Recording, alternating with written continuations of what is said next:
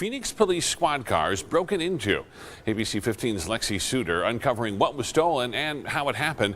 And she joins us live. Lexi, this is kind of alarming. Steve, not the place you would expect someone trying to steal something to target, but it happened right here at this Phoenix police substation. Somehow, the suspect got behind these gates.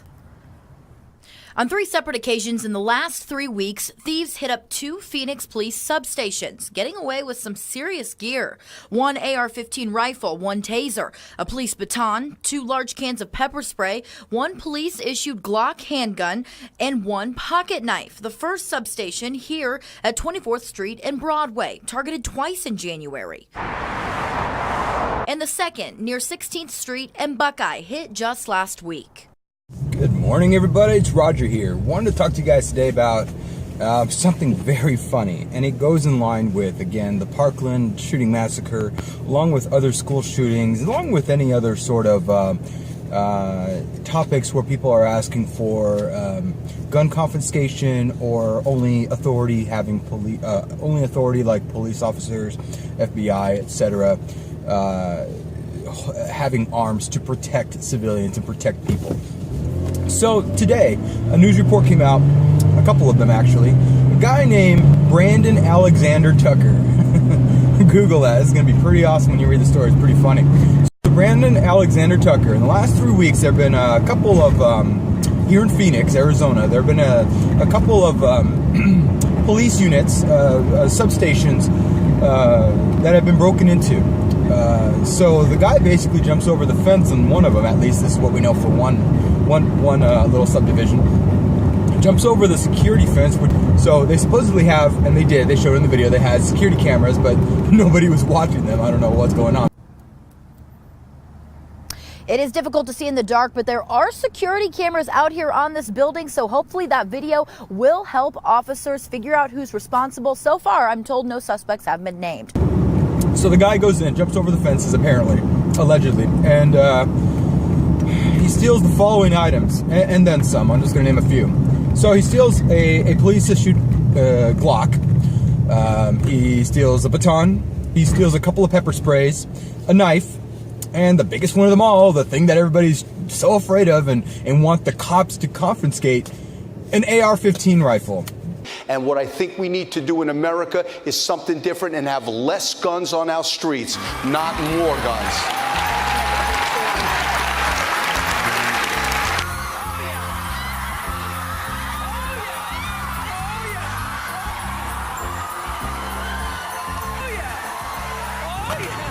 Go figure, people. I mean, okay, so he goes and he's these are all this happens, and the guy is this. Okay, criminals break laws. They're gonna break laws. That's why they're called criminals. You know, we're never gonna completely eradicate these scenarios. There's always gonna be murders. There's always gonna be abuse. There's always gonna be everything. And so the big question here is this: like, why do you guys want to trust somebody? Why do you guys want to trust police when they can't even do their? Okay, I love police officers, but obviously, if there's issues wrong where most of them are not doing their job right, you're gonna have issues like this. Officers here, the people that you trust, they're not perfect. They're human, just like all of us, and they weren't able to keep up with this. So these are the people that you want to confiscate our arms when they can't even protect their own. And the highlight of this whole thing is this guy's a meth head. So Branden Alexander Tucker is a meth head. He basically said that he was able to. He said he bought these items on the streets for $200. It was well worth over $6,500 in items that he stole in the last couple weeks. Now think about that. Multiple times that officers' substations in Phoenix, Arizona, were broken into. Now, what's that say about our authority? What does that say about our how well our officers handle things? Again, officers are awesome people. They do a great job. They do a great job and everything, but they they're not perfect. They're humans just like us, and they're subject to mistakes. They're subject to being victims of theft. They're subject to a lot of things, and you know, for the majority leftist and anti-gun proponents, these are the people that they rely on. You guys are making a huge mistake by wanting to rely on people who, with scenarios like this, you know, they're victims of theft. So let's put it this way: this happened in the last couple of weeks in Phoenix. I'm pretty sure this also happens elsewhere in other areas in the United States. You probably have a lot of. Why would you want to trust something that is not perfect? Why would you want to? What concept goes in your mind that you think that you cannot protect yourself, that you shouldn't have to, that you should only be relying on authority? It makes absolutely no sense to me. I mean, if somebody starts throwing a punch at you, what are you going to do? Dial 911, or are you going to defend yourself?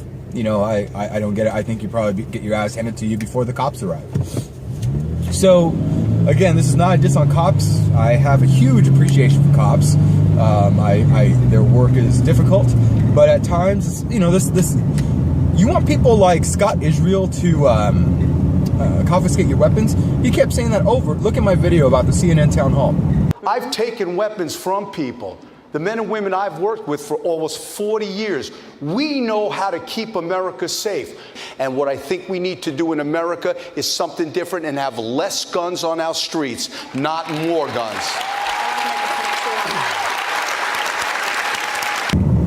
I criticize him a lot in there because he keeps saying that he wants, the problem is the guns in the streets. The problem is the guns in the streets. Well, guess what?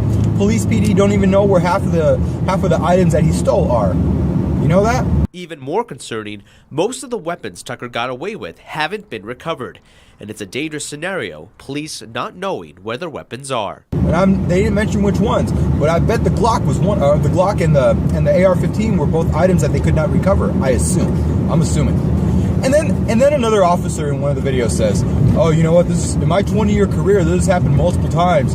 You know, they get into police lockers, they steal from precincts, they steal from this, steal from that." There have been instances of police depots, lockers, storage facilities that have been broken into throughout, you know, at least my 20-year career. Okay, I mean, and again, where does anybody not see the issue here? These guys are getting robbed, and you want them to be the sole carriers of arms. On the issue that you've raised about the background checks, relate directly to what you said about the assault weapons ban. It's not the loopholes, it's the problem that once you start looking at how easy it is to get around it, you would literally have to ban every semi-automatic rifle that's sold in America.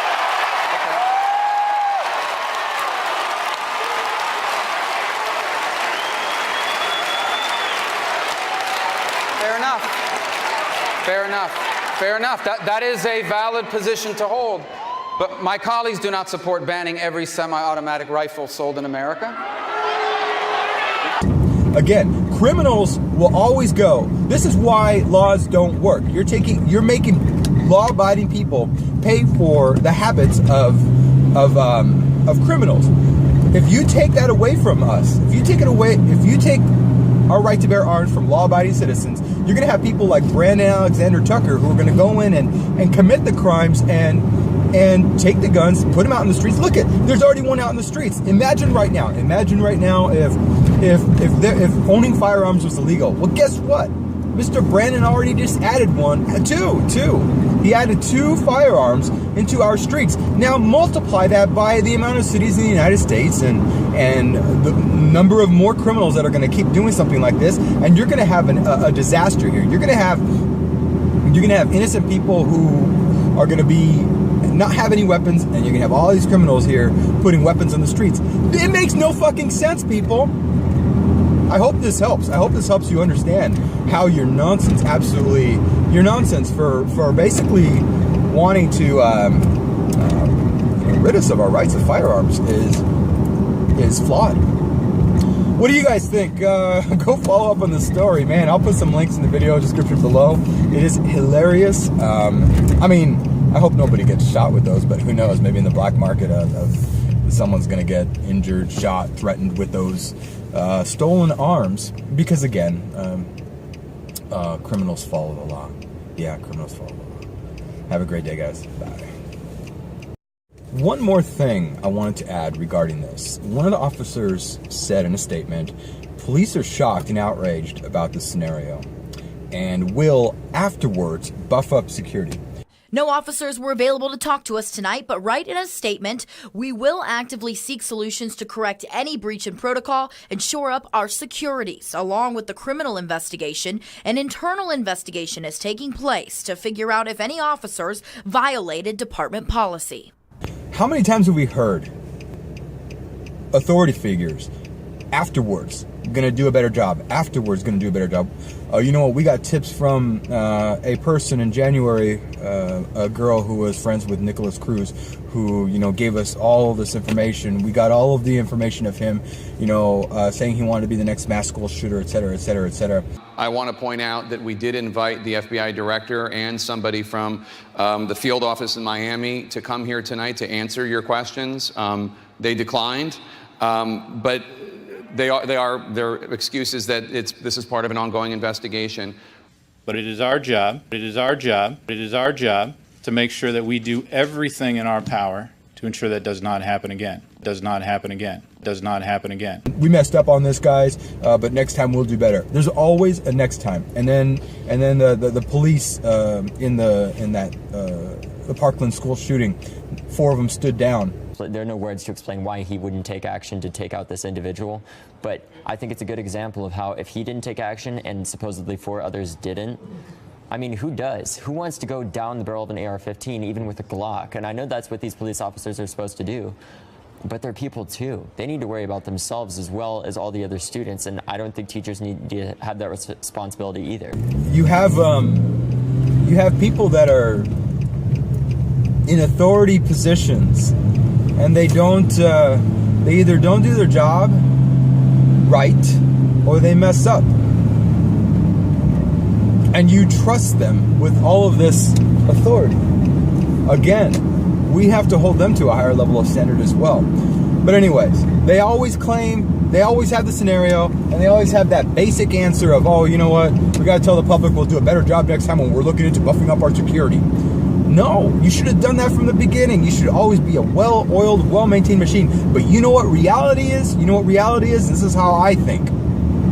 Nothing is perfect. Everything is flawed. Heck, okay, 2012, I got pulled over by an officer in Colorado when I lived there. And he said, no, your license is being revoked. I have to take your license. I'm like, why?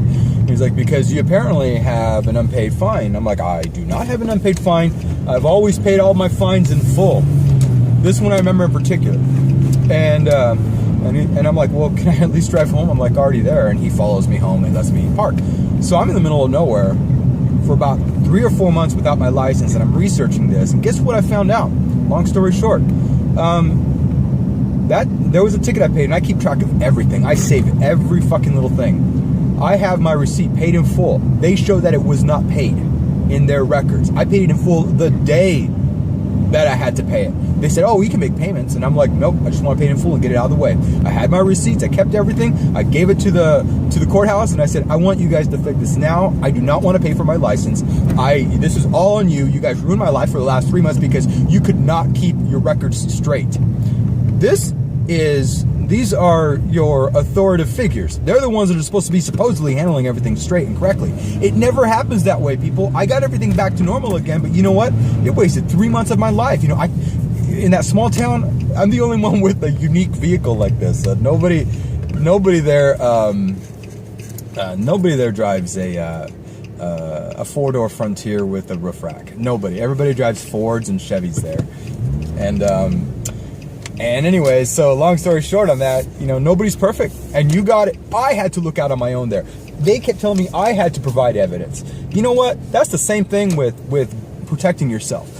You got to protect yourself. Nobody's going to come out there and do it unless, and again, the cops wouldn't, the judge And the judge would not look through the records. Their records show to see that I did pay my ticket in full.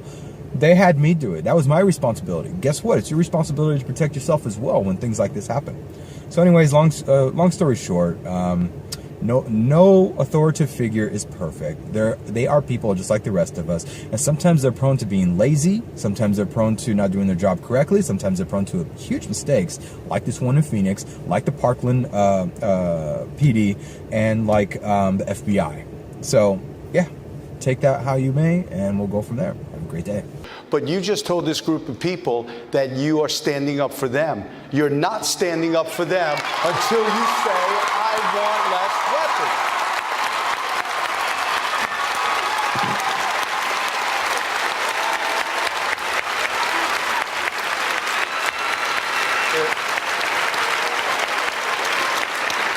weapons. Just shut up already. But regardless